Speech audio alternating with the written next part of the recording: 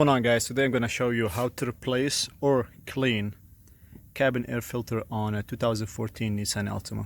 So first thing you do is you pop this plastic off,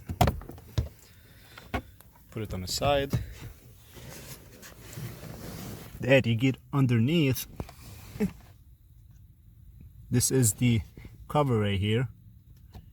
Just pop it open, pull it down. Now you got the filter in there. And what you have to do, squeeze it just like that. Here's the filter,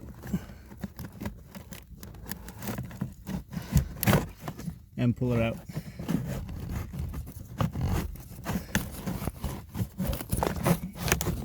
Now, as you can see, woohoo! Jackpot! Look at this. This filter definitely needs to be replaced, but since I don't have one, I'm just gonna go ahead and clean it. I'm gonna use a compressor to clean it up.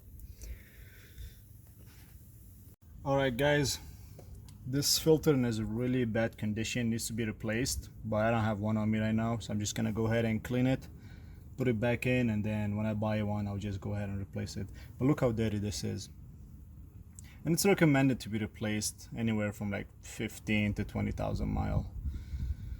This one definitely haven't been replaced since the car been new. I mean, the car is a couple years old, like 5-6 years old, so this is probably the original one. So I'm using my 150 psi compressor right here.